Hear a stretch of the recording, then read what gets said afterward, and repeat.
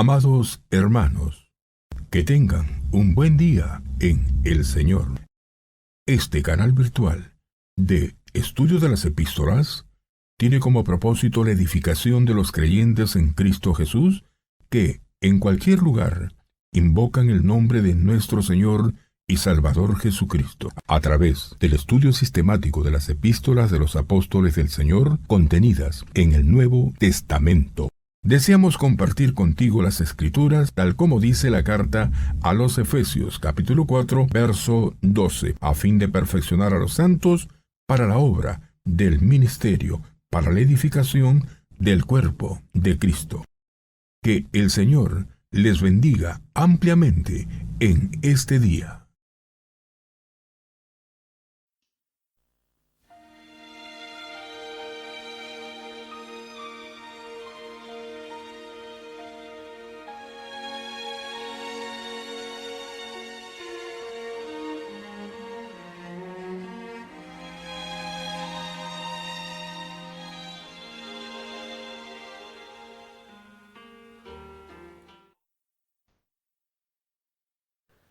Damos gracias al Señor también por esta ocasión que nos permite también conectarnos, todos los hermanos. Gracias al Señor por esta instancia también, que nos ha permitido ir avanzando en este estudio de la carta a los Filipenses. Ya estamos, hermanos, en el capítulo 4. Con la ayuda del Señor vamos a afrontar este importante capítulo. Hemos pasado por las profundidades de la palabra de Dios, ahí en el capítulo 3. Quedan todavía en nuestro corazón, en nuestra mente, la exhortación del apóstol llamándonos a ir en pos de la meta suprema, de lo que él ha llamado el supremo llamamiento de Dios en Cristo Jesús. Pero es necesario avanzar en aspectos prácticos. De ahí entonces que el apóstol, ya a partir del capítulo 4, comienza a dar por finalizada su carta de una manera realmente maravillosa. Nos ha venido presentando la grandeza de nuestro Salvador. También el mismo apóstol ha ido expresando lo que es su más profundo sentir, sus metas realmente con respecto a la persona del Señor. Recordemos, hermanos, que en el capítulo 1 Él nos ha presentado al Señor como nuestra vida, Cristo nuestra vida. Cuánto quisiéramos que eso expresarlo de una manera práctica en nuestra vida. En el capítulo 2, el Señor es nuestro ejemplo, Cristo nuestro ejemplo. Haya pues en vosotros este sentir que hubo en Cristo Jesús. Y ahí nos habla de su humildad, de su sacrificio por nosotros. En el capítulo 3, Cristo nuestra meta, a fin de conocerle, el poder de su resurrección y la participación de sus padecimientos. ¿Sobre qué base?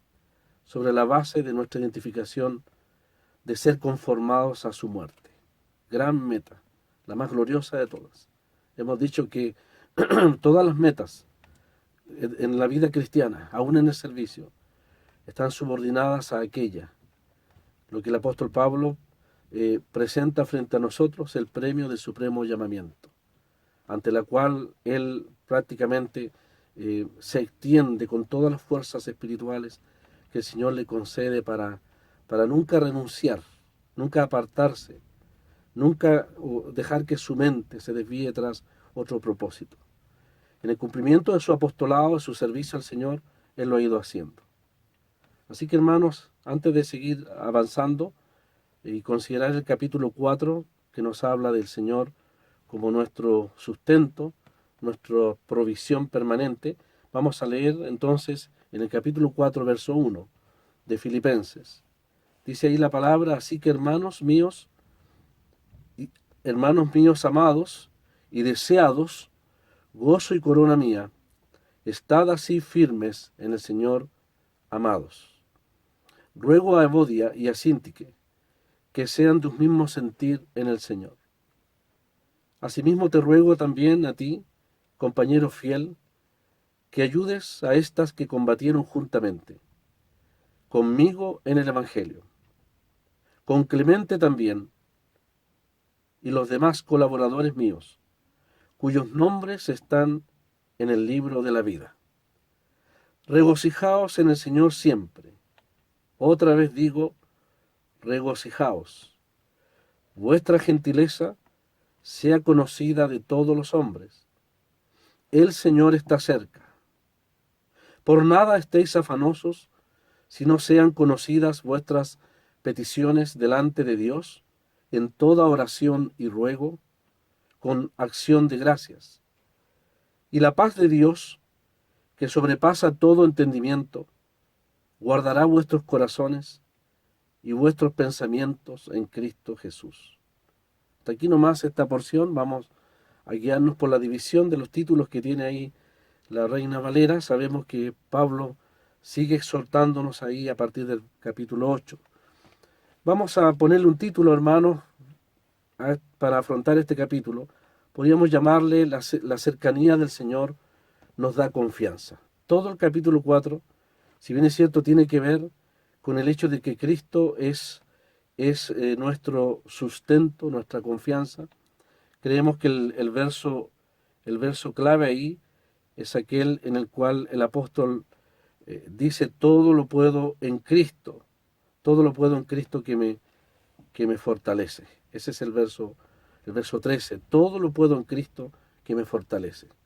Ese es el gran verso del capítulo 4, que tiene que ver con nuestra responsabilidad espiritual de llevar en manera práctica todas las exhortaciones que el apóstol nos ha hecho antes.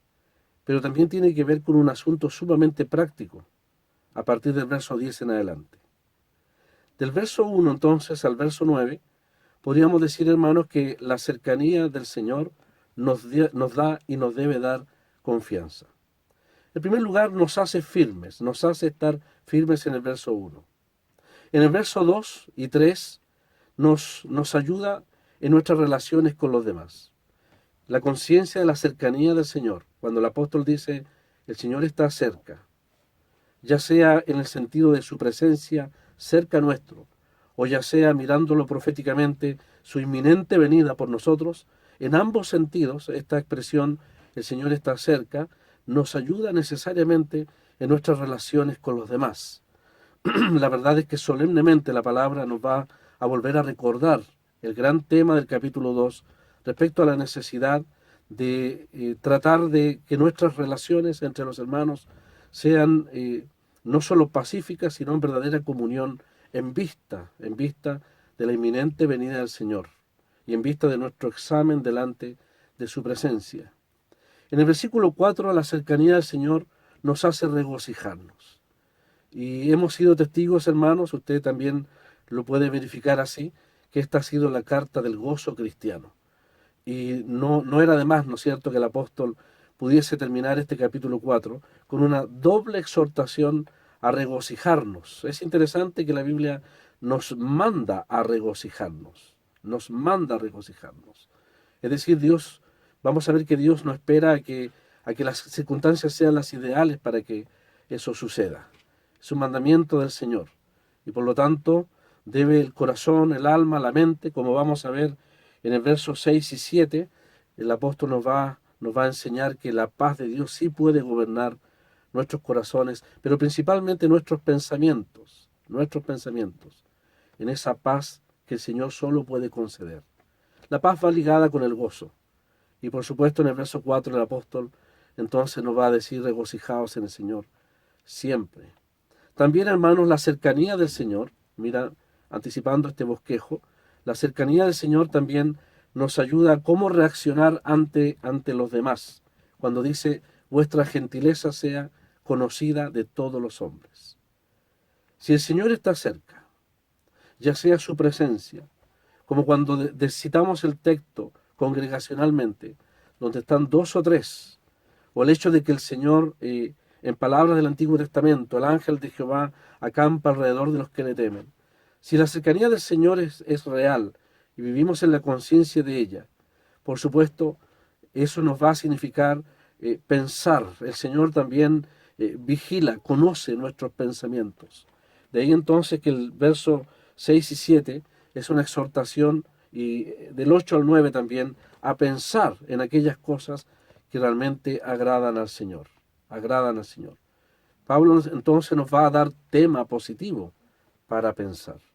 Sabiendo el apóstol Pablo que que todo lo que tiene que ver con la paz, con el gozo, con una mente concentrada en Cristo, todo lo que tiene que ver con la paz, con la serenidad, si usted lo quiere con el equilibrio mental, emocional del creyente, depende del tema de nuestro pensar, en qué ocupamos nuestra mente. Y la verdad, hermanos, es que en estos 6 meses hemos tenido el privilegio de ocupar nuestra mente en el tema más glorioso, que es la persona del Señor. Nuestra vida, nuestro ejemplo, nuestra meta, y ahora de manera tan práctica, nuestro sustento. Como cuando el Señor se le aparece a Abraham, después de una debilidad en su fe, le dice: yo soy el Dios Todopoderoso. Ahí en el capítulo 17 de Génesis. Yo soy el Dios todo suficiente. Los expertos en el hebreo lo saben, ¿no es cierto? Como decía nuestro hermano el sábado pasado, no sabemos mucho hebreo, pero sí sabemos que la palabra Shaddai significa el todo suficiente. Y la imagen es hermosísima. Si usted quiere ahondar en esa palabra, va a encontrar que es la imagen materna, por decirlo así, de la madre que sustenta, que amamanta al niño en su regazo, en el calor de su regazo. Aún el mismo David en sus salmos se siente como un niño en el regazo de su madre. ¿Qué mayor protección, qué mayor calor, qué mayor seguridad? Yo soy tu Dios todo suficiente, le ha dicho el Señor allí a Abraham. Por lo tanto, Abraham, el niño, aunque un hombre de casi 100 años, por la fe aprende a depender totalmente de su padre. Y en el sentido de sus necesidades materiales, también Dios es el todo suficiente para él. Tenemos esa seguridad en el Señor, de que Él es el Shaddai de nuestras vidas, el Todopoderoso, el Todo suficiente. Y eso el apóstol lo va a expresar de una manera realmente preciosa a partir del verso 10 en adelante. Yo tengo que confesar, hermanos, que cuando tengamos que enfrentar este tema, para mí va a ser en cierto modo incómodo. Esperamos que no sea así, en el sentido de que quisiera a lo mejor que otros hermanos, desde una perspectiva quizás más, no sé si decirlo, objetiva, pudiesen ministrar desde el verso 10 al verso 20. Pero nos hemos embarcado en este propósito y vamos a ver todo lo que significa los aspectos materiales, necesidades, cómo el apóstol lleva el asunto de sus necesidades a una manera tan espiritual. De tal manera que va a presentar delante de nosotros la manera bíblica, correcta, espiritual, en que aquellos que como el apóstol Pablo, ¿no es cierto?, dependen completamente del Señor, deben enfrentar estos temas materiales y a la vez tan prácticos. De tal manera que el apóstol desde el verso 10 al verso 20 va a poder enseñarnos que Cristo, el Señor, en nuestra confianza, sin lugar a dudas, para todas nuestras necesidades materiales. Todas nuestras necesidades materiales. Tanto para los que viven del Señor o para aquellos que viven para el Señor. En ambos sentidos podemos decir que el Señor es todo suficiente en todo ámbito de nuestras necesidades. De tal manera que desde el verso 10 al verso 13 vamos a ver la confianza de Pablo en la fiel provisión del Señor y la manera en que Él le va a ejercitar, ya sea en lo poco o en lo mucho. Van a haber grandes lecciones prácticas para nuestras vidas. Y desde el verso 14 al verso 20, el apóstol va a recordar a los hermanos filipenses y les va a enfatizar la necesidad de la confianza que ellos deben tener en su ejercicio espiritual en cuanto a la obra del Señor. El apóstol va a presentar que sus ofrendas son una verdadera inversión en el cielo, que sus ofrendas son, en segundo lugar, un sacrificio de olor fragante a Dios. Y en tercer lugar, la promesa realmente clara, evidente, comprobable del Señor y en la vida de los creyentes, de que Dios tiene el poder de suplir todo conforme a lo que el apóstol va a llamar aquí sus riquezas en gloria en Cristo Jesús. Así que un tema doméstico, práctico, el apóstol lo va a llevar a un nivel espiritual tan sublime, tan espiritual, que realmente vamos a tener que aprender de aquellas verdades.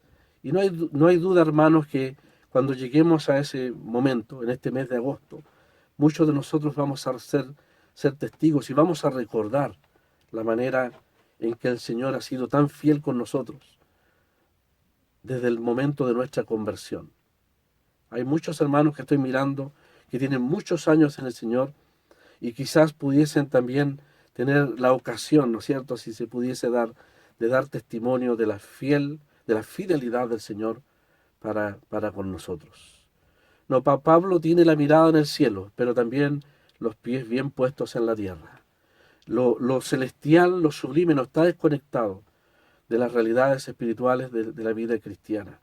Dios está totalmente comprometido en los asuntos domésticos, prácticos, en las necesidades de salud, materiales, espirituales de cada uno de sus hijos. Y el hecho de que tenemos a un Señor en la gloria, nos ha dicho el apóstol, uno el cual vale la pena conocer, vale la pena vivir el poder de su resurrección, vale la pena sufrir por Él. También el apóstol va a decir, vale la pena servirle a Él, en vista de su permanente fidelidad para con nosotros. Quiera Dios que al finalizar esta carta pueda quedar en nosotros una sensación de profunda gratitud a la fidelidad del Señor para con nosotros. Entonces, hermanos, en el verso 1 dice la palabra, así que, hermanos míos, amados y deseados, gozo y corona mía, estad firmes en el Señor, amados. Aquí entonces tenemos que la cercanía del Señor nos da confianza en primer lugar en el sentido de que nos hace estar firmes en el Señor. El apóstol entonces recuerda aquí a sus hermanos filipenses, ya prácticamente terminando, va a ir dando por terminada su exhortación, las grandes exhortaciones, la principal de ellas ya ha sido dada. Quiera el Señor que nosotros hayamos tomado firmemente esa exhortación del capítulo 3, que le hemos llamado la meta suprema, el supremo llamamiento de Dios en Cristo Jesús. Ahora el apóstol entonces dice, así que, hermanos, en vista de ya esa gran exhortación, en vista de que tenemos una ciudadanía en los cielos, ha dicho en el verso 20, de donde esperamos al Salvador, al Señor, de ahí la inminencia de su venida, de ahí el valor de aquella expresión, el Señor está cerca. En vista de esto, dice el apóstol, hermanos míos amados, estad así firmes en el Señor. Hay por lo menos 5 declaraciones en que él reconoce a sus hermanos. En primer lugar, habla de la relación filial. Pablo no tiene duda, es decir, no tiene ninguna duda de la salvación de estos hermanos. Por lo tanto, de una manera cariñosa, afectiva, como hijos de Dios, como la relación que debe haber entre hijos de Dios, es que el apóstol entonces les llama hermanos míos. ¿Qué valor tiene esa expresión que nos habla de ese vínculo tan precioso de hijos de un mismo Padre, que fue forjado, sin lugar a dudas, en la cruz del Calvario? Allí se forjaron esos vínculos preciosos eternos entre los que somos llamados hijos de Dios. Mirad cuál amor nos ha dado el Padre, dice Juan, que seamos llamados hijos de Dios. Además, el apóstol agrega y dice, amados míos. Pablo no tiene ninguna duda en usar la palabra que pertenece al amor divino. Él les ama con el amor de Dios, no con el amor del corazón de Pablo. Ha dicho en el verso 8 del capítulo 1, os amo con las entrañas de Jesucristo. Así lo ha dicho de una forma tan clara. Hace mucho tiempo con los hermanos de Calama vimos los primeros 16 versículos. Dice, Dios es testigo de cómo os amo a todos vosotros con el entrañable amor de Jesucristo. No es con el amor de Pablo, dice con el amor entrañable de Jesucristo. Por lo tanto, espiritualmente hablando, nosotros, en el poder del Espíritu, andando en el Espíritu, podemos ser canales de ese amor del Señor, expresado hacia nuestros hermanos. Además dice, amados míos, dice, y deseados míos, altamente anhelados, profundamente anhelados. Pareciera que esa soledad en la cárcel, ese aislamiento del apóstol Pablo, tan lejos, a tantos miles de kilómetros desde Roma a Filipos, han aumentado, exacerbado realmente ese profundo anhelo, deseo de ver a sus hermanos. Sabiendo sobre todo, hermanos, que está la posibilidad de que nunca les vuelva a ver. Eso lo sabemos. Ahí en el capítulo 2, capítulo 1, ha planteado la posibilidad del martirio. Por lo tanto, el anhelo es profundo. A veces nos preguntamos cuánto de ese anhelo ha producido esta pandemia, ¿no es cierto? Nos anhelamos. Algunos hermanos han planteado la posibilidad de volver a la asamblea y realmente abrazarnos en el Señor, el día que realmente podamos volver. Es un anhelo espiritual, que vale la pena que vaya creciendo cada día más en la medida que sentimos la necesidad de congregarnos como corresponde a la palabra de Dios. Además les llama gozo mío y corona mía. Ese gozo tiene que ver con el deleite que el apóstol tiene en ellos. Todo verdadero evangelista tiene como sumo gozo, después del gozo del Señor, por supuesto, el ver nacer las almas en la fe de Jesucristo. Y el apóstol aquí expresa entonces eso que aquí llama el gozo mío. Gozo y corona mía, sin lugar a dudas, en vista del tribunal de Cristo, donde el apóstol será revisado su servicio delante del Señor, donde podrá ver los frutos de aquel ministerio, de aquel servicio. La obra de los filipenses tenía un especial lugar en la mente de Pablo, porque sabemos que la obra en Filipos se abrió con grandes sufrimientos. La manera en que el Señor le llamó fue maravillosa. Un varón macedonio en una noche les llamó: ven, pasa a Macedonia y ayúdanos. Además, estratégicamente, el apóstol Pablo sabía que entrar a Filipos era entrar en las vastas regiones de Europa.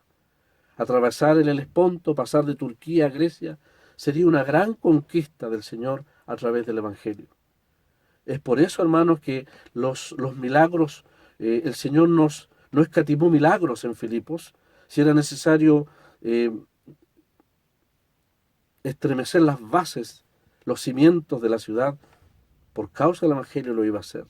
Nada podía impedir, ni aun el aprisionamiento de Pablo y Silas podía impedir que la palabra, que el Evangelio tuviese su victoria en Filipos. Por lo tanto, Filipos es una de las grandes hazañas del Señor en la obra del Evangelio en el mundo. Pero sobre todo, quedó impregnado en la memoria de Pablo a través de grandes heridas. Los látigos de la cárcel, las torturas del cepo que sufrieron aquellos fieles hombres de Dios, quedaron grabados para siempre. De ahí entonces que les llama gozo y corona mía. Creo que nuestras esposas, madres, son las que más pueden expresar lo que significa experimentar el más profundo dolor, el más grande dolor en un parto, y a la vez inmediatamente el más grande gozo indecible que puede haber cuando ve nacer el hijo o la hija amada y luego expuesta en el regazo. Creo que en la naturaleza, solo en el parto de la mujer, podemos ser testigos de que las lágrimas de dolor se mezclan inmediatamente con las lágrimas de gozo al ver nacer al hijo o la hija tan esperada. Pues los azotes, pues el cepo, las burlas y el desprecio en Filipos vinieron acompañados por el gozo indecible de ver una obra tan grande, la salvación de aquellas almas en aquella importante ciudad. ¿Cómo no les va a llamar? Vosotros, hermanos, sois mi gozo, y sois también mi corona en aquel día.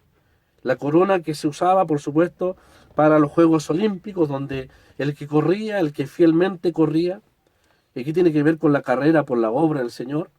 En el capítulo 3 Pablo nos ha presentado la carrera por el conocimiento de Cristo, la meta suprema, pero hay otra carrera, ¿no es cierto? La más grande de todas las carreras es la maratón, pero hay otras competencias en los atletas, y una de esas competencias o carreras es el servicio fiel al Señor. Y en cuanto a evangelista, el apóstol Pablo puede decir: vosotros, hermanos, sois mi corona en aquel día. Como cuando los atletas que terminan su carrera o sus distintas etapas, se pone esa corona sobre su cabeza. No, Pablo no piensa ser coronado en esta vida. La corona, las recompensas, el reconocimiento, los galardones estarán en el tribunal de Cristo en aquel día. Al Señor también le pusieron esta corona, pero en son de burla. Lo premiaron, quisieron hacerle un reconocimiento, pero en son de burla. Pero un día Él vendrá y no será la corona del atleta, del que gana la carrera. Será la corona que Él merece, la corona de Rey de Reyes y Señor de Señores. En cierto modo también el Señor sufrió la burla del mundo. Él entregará la corona de galardón a aquellos fieles siervos de Dios. En este caso el apóstol Pablo. Vosotros sois mi gozo y corona en el Señor. No hay mayor experiencia, mayor satisfacción, mayor alegría para el que ama las almas, el que busca la salvación de las almas, que verles salvadas, convertidos a Cristo. Eso compensa todos los azotes que un hombre pueda recibir en sus espaldas. El Señor nos dé de ese carácter, de ese afán, de esa alegría, de ese propósito que el apóstol tenía, de ese afán de buscar la salvación de las almas. Luego les dice, estad firmes. Dice, así que hermanos míos, amados y deseados, gozo y corona mía, estad así firmes en el Señor, amados. Y seguramente, hermano, hermana, a usted le resuenan las palabras del apóstol Pablo ahí en Efesios, cuando después de exponer su carta también, en el aspecto práctico, nos llama a estar firmes en el ámbito de la lucha espiritual. Por lo demás, hermanos míos, fortaleceos, dice el Señor, ahí en Efesios 6:10, y en el poder de su fuerza, vestidos de toda la armadura de Dios, para que podáis estar firmes contra las acechanzas del diablo. Para que podáis estar firmes. Porque no tenemos lucha contra sangre y carne, sino contra principados, etcétera, dice el apóstol Pablo. Entonces, nos llama 2 veces a estar firmes, ahí en el capítulo 6, del verso 10 en adelante. Firmes esperando la embestida, el ataque satánico, con sus dardos, con sus engaños, y firmes después de haber vencido en el día malo. Firmes antes de la batalla y firmes de pie, sostenidos en el poder del Señor, después también de la batalla. Así que debemos estar firmes, sobre todo firmes en ese propósito de conocer al Señor. En el 3:17, el apóstol Pablo nos ha advertido de aquellos que nos ha exhortado a imitarle a Él y a aquellos que se conducen según el ejemplo, dice que tenéis en nosotros. Porque andan muchos, dice, de los cuales ahora digo llorando, que son enemigos de la cruz de Cristo. Hay formas de vida que no vale la pena imitar. Pablo quiere que nos encaucemos en el propósito que nos ha exhortado en el capítulo 3. En ese sentido debemos estar firmes. En la carta a los Efesios es firme frente a la lucha espiritual al enfrentar el poder satánico en el día malo. En el día malo. En esa instancia que Dios soberanamente permite para ser tentados, asaltados por el poder del enemigo. Todos los días son malos, ¿no es cierto? Para muchos. Todos los días hay lucha, digámoslo así. Pero hay un día malo especial, cuando sabemos, los hermanos saben muy bien, cuando hay que estar firmes, como Job, ser fortalecidos para no sucumbir frente al poder del enemigo. Pero aquí se refiere a estar firmes en el propósito de la meta. Pablo ha sido claro de que nada nos aparte de ese propósito, que no vayamos tras aquellos que tienen una mente terrenal, sino que podamos concentrar nuestra mente, nuestro objetivo, en esa meta suprema que es el Señor. Por lo tanto, también nos exhorta a estar firmes en lo que Él nos ha llamado a la humildad, a la comunión, a la relación correcta entre los hermanos, al servicio al Señor. Estad pues firmes, dice, en el Señor. amados. 2 veces el apóstol entonces menciona de entrada y salida en este texto esta expresión tan hermosa, estar firmes en el Señor. Luego dice, amados, en el Señor. Pablo ha dicho, por lo demás, hermanos, fortaleceos en el Señor y en el poder de su fuerza. Cuando Josué, en el Antiguo Testamento, estaba a punto de enfrentar la gran batalla, la gran comisión del Señor de conquistar la tierra de Canaán, en el capítulo 5, antes de que empezase la gran conquista de Jericó, la primera ciudad en el propósito de Dios de conquistar todo Canaán, que representa nuestra vida espiritual. Lo sabemos. Canaán representa el avanzar en las conquistas, en lo que el Señor nos ha dado en Cristo. Todas las bendiciones que hemos recibido en Cristo también debemos ir conquistándolas. Por lo tanto, en lo que significa la batalla espiritual, también el apóstol o la palabra de Dios en realidad nos enseña en la necesidad de reconocer los derechos en primer lugar del Señor y poder luchar en la fuerza y en el poder del Señor. A Josué se le aparece el ángel de Jehová. ¿Eres de los nuestros o de nuestros enemigos?, le dice Josué. Josué desenvaina su espada para ir al encuentro de aquel ser divino, no sabiendo que era el ángel de Jehová. Más como príncipe del ejército de Jehová, le dice el Señor, me he llegado. Se presenta el Señor. E inmediatamente entonces Josué se postra delante de aquel ser divino. Y le pregunta, ¿qué dice mi Señor a su siervo? Entonces, en el ámbito de la lucha espiritual no podemos vencer si primero no reconocemos los derechos de nuestro capitán en jefe. En el ámbito de la meta espiritual tampoco podemos hacerlo si no obedecemos y nos sujetamos a las exhortaciones y la palabra del que nosotros llamamos nuestro Señor. Josué se postra delante del Señor y el Señor entonces le fortalece con su presencia. ¡Qué fortaleza! ¡Qué coraje! ¡Qué vehemencia! ¡Qué fuerza! ¡Qué ánimo recibe Josué de parte del ser divino, del Señor, como el ángel de Jehová, al iniciar la gran batalla en la conquista de Canaán! Hermanos, en la conquista de nuestras metas, de nuestra propia vida espiritual, necesitamos imperiosamente sujetarnos y recibir del Señor la fuerza necesaria para poder vencer, no solamente enfrentar el poder satánico, nuestras propias debilidades en nuestra carne, sino también cumplir y obedecer lo que la palabra del Señor nos exhorta. Por eso es que en este tenor en que el apóstol está invocando el señorío de Cristo, es que dice en el verso 2, ruego a Evodia y a Síntique que sean de un mismo sentir en el Señor. No, hermanos, el apóstol Pablo no ha terminado. No ha terminado en cuanto al gran tema que le preocupa en su corazón.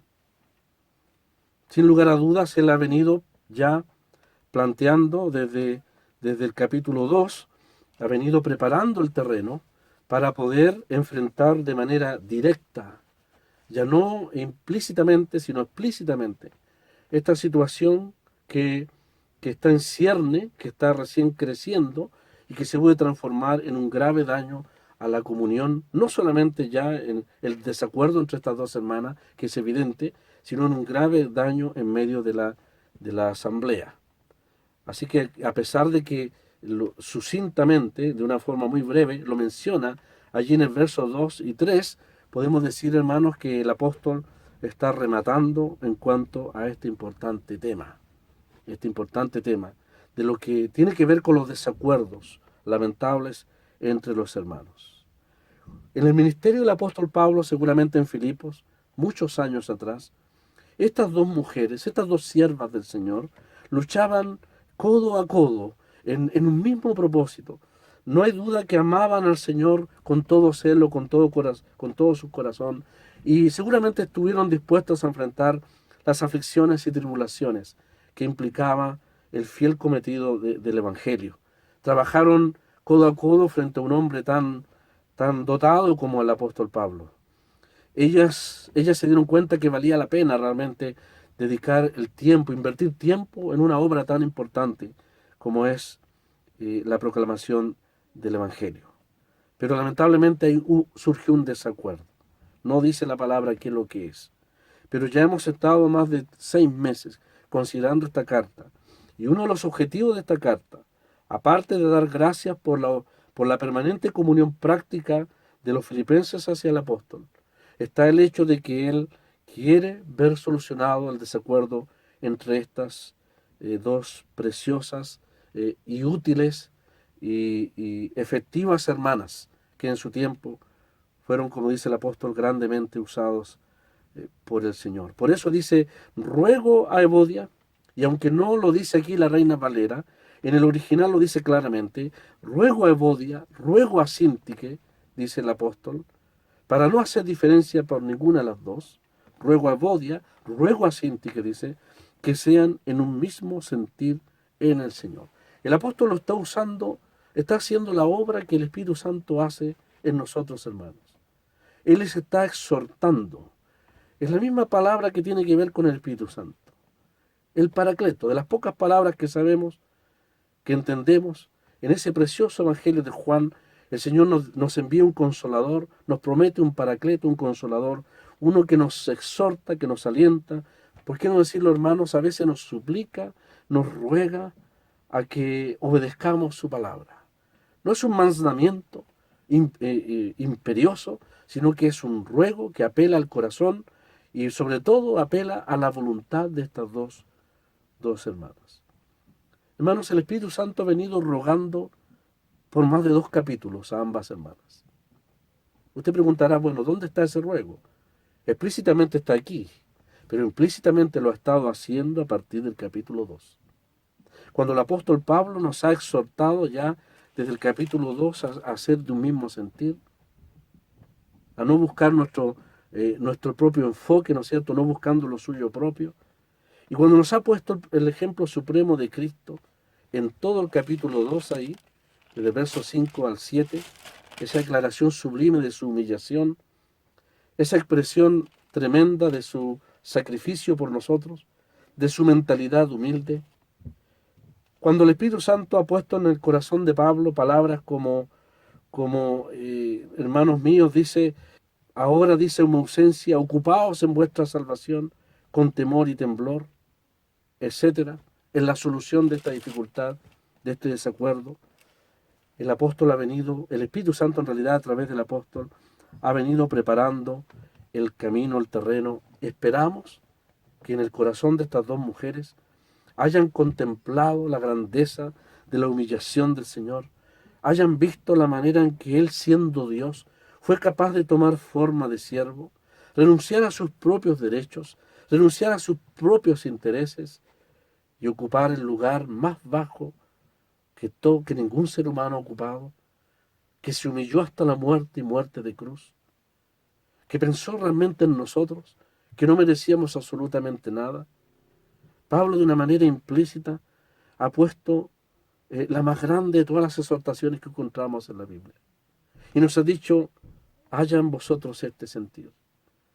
¿No le parece que el Espíritu Santo ha estado obrando y ha estado llamando de manera implícita al corazón de estas dos mujeres a que realmente en el sentir, en la mentalidad de Cristo, realmente tengan ese mismo sentir? Tengan ese mismo sentir. No, Pablo no afrontó el tema así de entrada. No, Pablo es un hombre prudente. El Señor le ha puesto que hay que primero poner el ejemplo de Cristo para que luego en la relación mutua entre nosotros podamos solucionar las dificultades. Las ovejas tienen la ley del cuerno, pelean entre ellas por el mejor pasto, la mejor sombra, etcétera, el mejor lugar para tomar agua. Pero cuando aparece el pastor, se olvidan de las dificultades y las peleas entre ellas y ponen los ojos en el pastor. Pablo usó ese método. Primero nos presentó al gran pastor de las ovejas, al bendito Salvador, al siervo por excelencia, al más grande de todos los siervos, el más grande de todos los ejemplos de humillación, la humillación suprema, absoluta del Señor, para que poniendo los ojos en Él, podamos luego mirarnos unos a nosotros y preguntarnos qué estamos haciendo, qué hemos hecho, qué podemos hacer en vista de tan grande ejemplo del Señor. ¿No nos anima el ejemplo del Señor entonces a tener un mutuo acuerdo o lo que el apóstol llama aquí un mismo sentir? Ruego a Evodia, ruego a Síntique que sean de una misma mente en el Señor. Sí, esa mente de Cristo que se humilló, esa mente de Cristo que se sacrificó, esa mente de la cual somos exhortados a imitar en el Señor. El Espíritu Santo ha venido obrando a través de esta carta. Y hermano, hermana, si el Espíritu Santo le ha hablado a usted y me ha hablado a mí también, que seguramente también tengo cosas pendientes, nos llama, en vista de que el Señor está cerca, a obedecer la palabra del Señor. El Señor está cerca.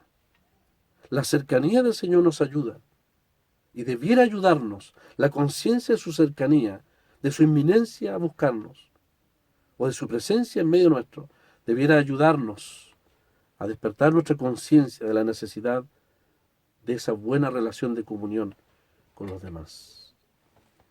No va a ser el conocimiento, no va a ser el activismo, no va a ser ninguna otra cosa, sino imitar el ejemplo del Señor en su humillación, es que nosotros vamos a renunciar a nuestras propias demandas de justicia, de derechos, de razón, a nuestras propias armas van a deponerse en pos de obedecer al Señor.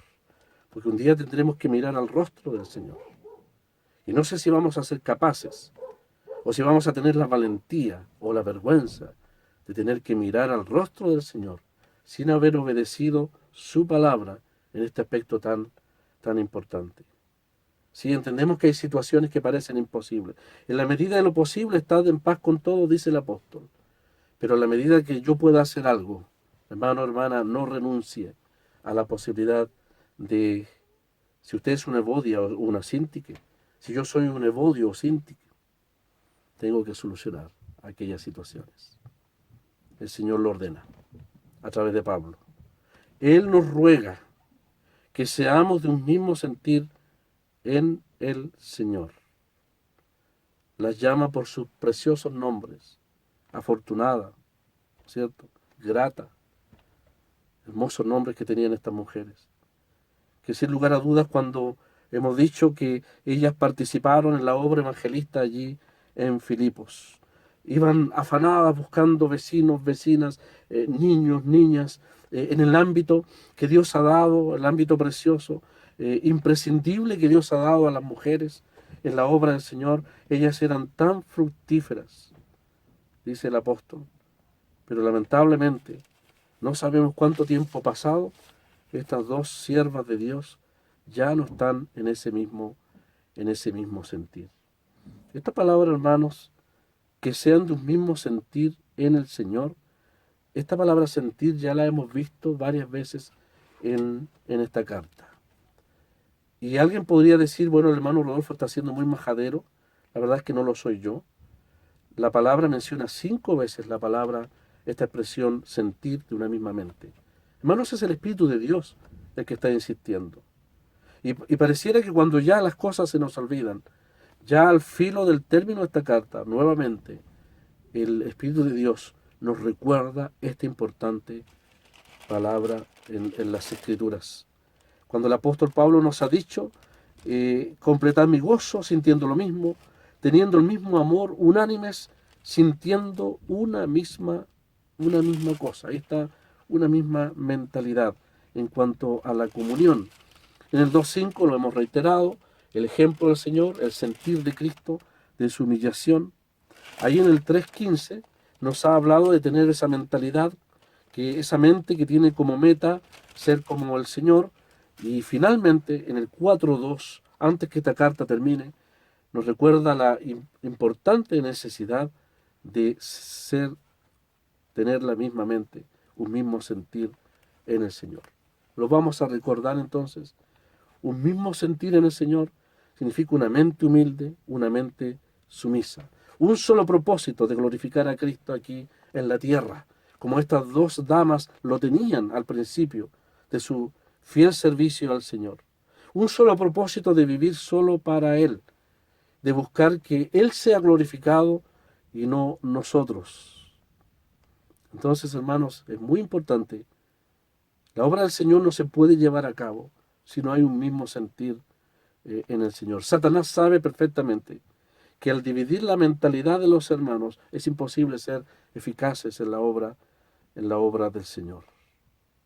Así que el peligro lamentablemente que yace en nuestros corazones es el hecho de buscar una ambición personal, buscar un propósito personal, una imagen, un nombre, un lugar, una posición, buscar un ámbito de influencia, un ámbito de reconocimiento, cuántas cosas que son propias del corazón humano, que no necesariamente son pecado, sutilmente, se manifiestan en el corazón nuestro, pero que desplazan al Señor completamente. Es nuestra carne la que busca cosas personales. En cambio, si somos guiados por el Espíritu Santo, si tenemos la mente de Cristo, buscaremos, por supuesto, solo su gloria. Por eso dice el apóstol, hermanos míos, estad firmes en el Señor, amados, y luego dice a estas dos hermanas que sean de un mismo sentir en el Señor. El apóstol pone todo el peso de la autoridad de Cristo en la solución de esta dificultad.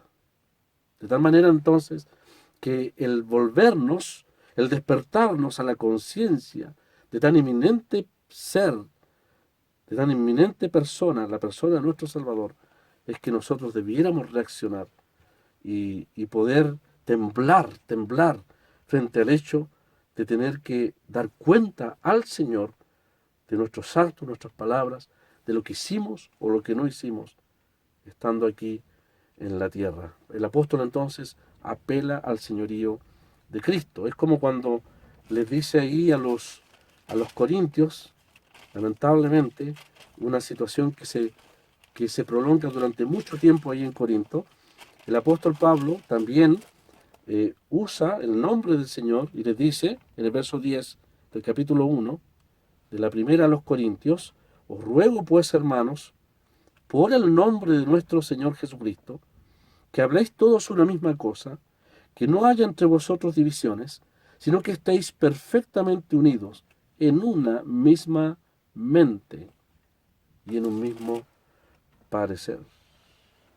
Pablo está diciéndonos: por la persona que más amáis, por aquel que significa todo para ustedes, por aquel que tiene la mayor importancia en vuestras vidas, yo apelo en el nombre de Él a que solucionéis vuestro problema.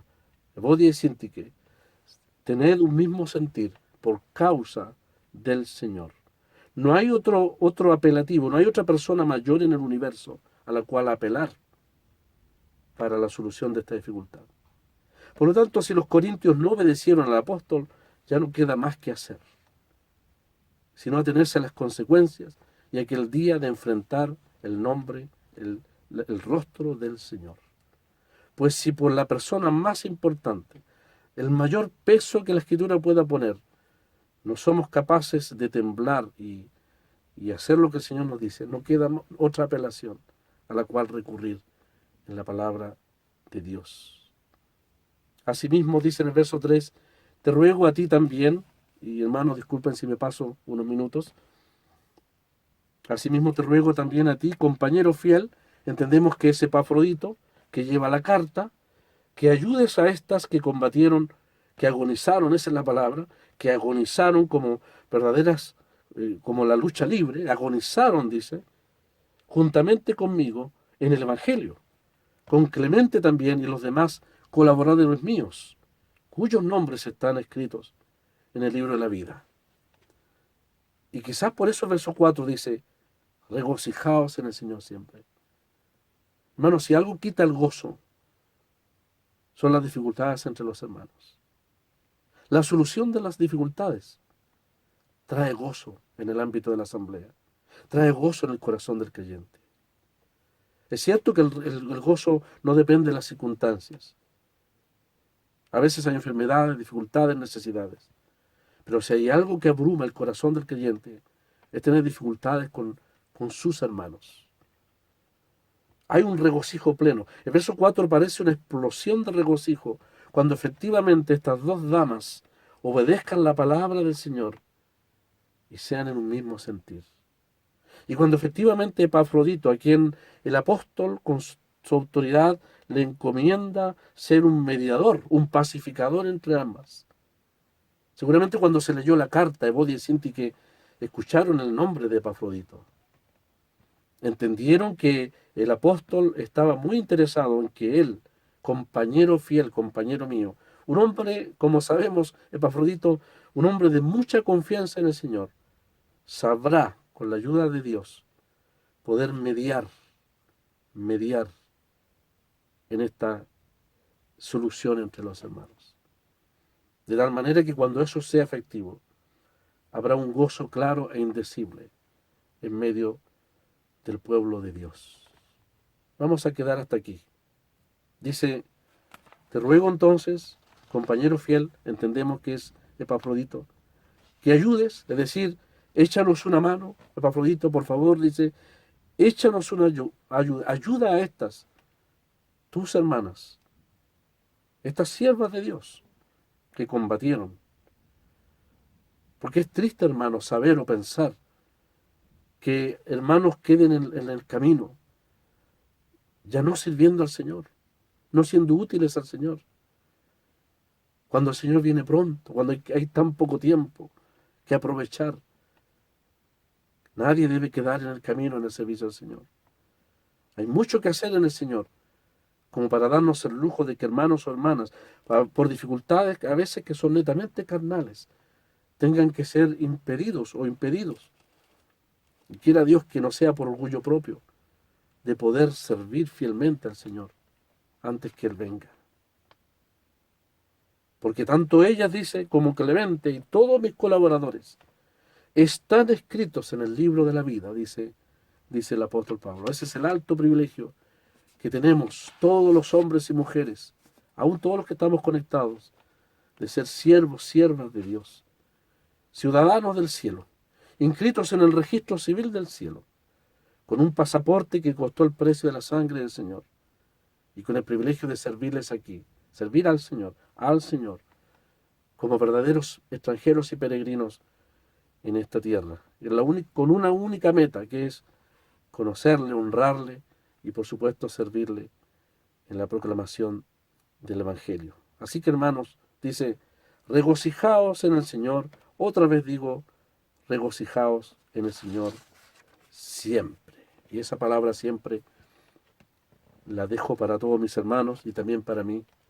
Usted sabrá entender, ¿no es cierto?, el alto valor que tiene esa palabra siempre, en las buenas o en las malas, en bonanza o en tempestad, en calma o tempestad. El Señor dijo, estoy con vosotros todos los días, dice, hasta el fin del mundo. El secreto entonces del regocijo es saber que el Señor dijo, he aquí yo estoy con vosotros todos los días, aún en el día de la muerte, en el día de aflicción, todos los días, en la adversidad o en la bonanza. Alguien dijo, cuando doblan las campanas del duelo o cuando repican las campanas de la boda, no importa las circunstancias, Él nos ordena y nos dice, regocijaos en el Señor siempre. ¿Es posible que seamos ordenados a regocijarnos? Sí, la Biblia lo dice aquí. Es un imperativo del Señor. El Señor lo está mandando. Es la disposición del corazón a concentrar nuestra mente, nuestro corazón, nuestros más profundos sentimientos en su persona. Él no cambia.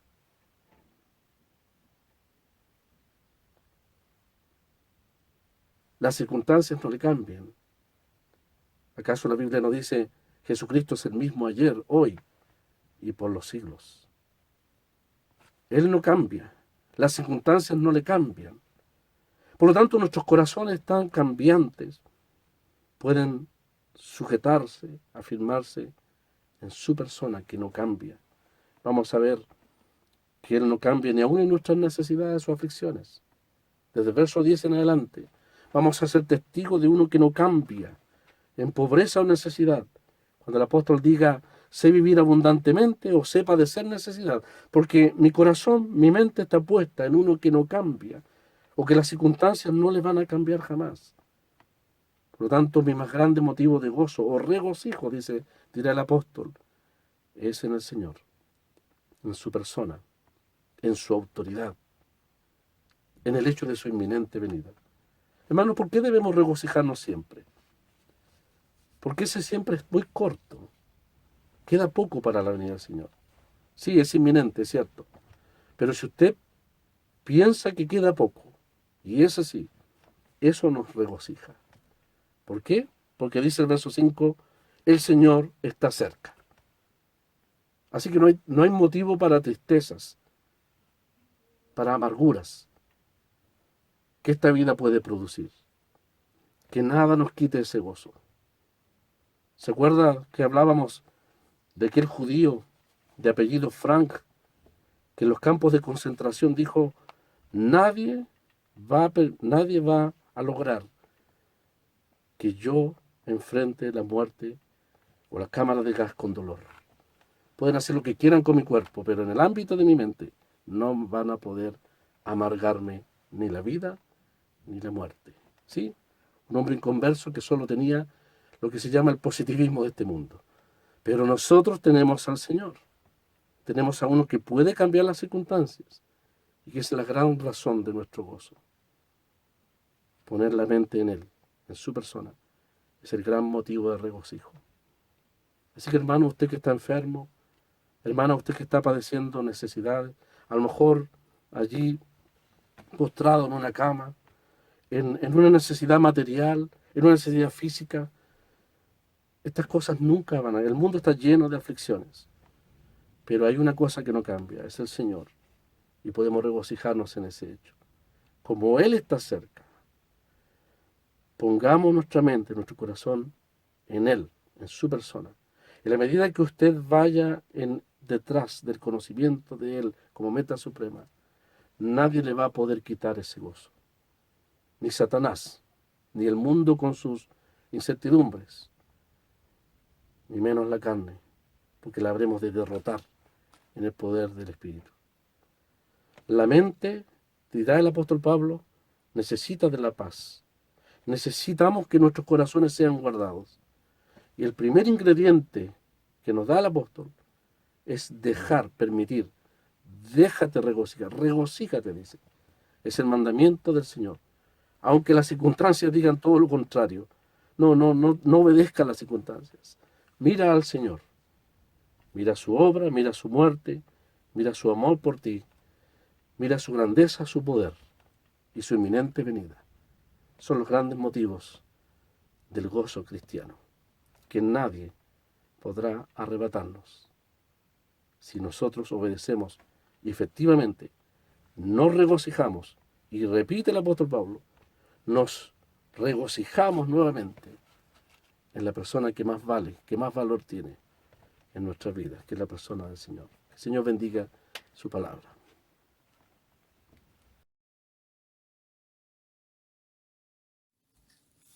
Gozaos en el Señor, que todo bien os da, pues Él por vosotros está.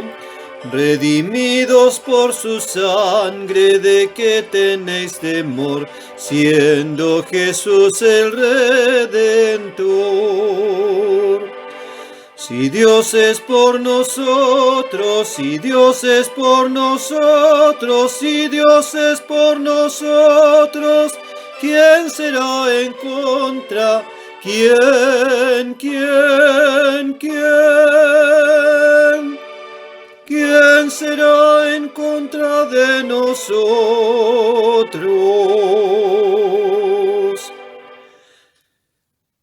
Sé fuerte en el Señor, ceñido de poder, sin Él nada puedes hacer. Aunque vengan tentaciones, sé firme para el bien, y Cristo te será el sostén. Si Dios es por nosotros, si Dios es por nosotros, si Dios es por nosotros, ¿quién será en contra? ¿Quién? ¿Quién será en contra de nosotros?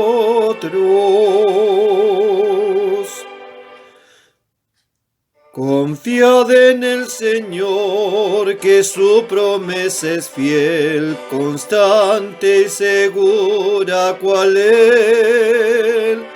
Pues así lo ha dicho Dios, aun la tierra pasará, mas mi palabra quedará.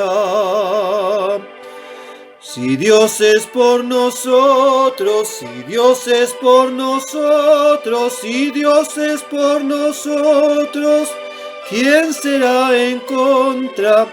¿Quién? ¿Quién será en contra de nosotros?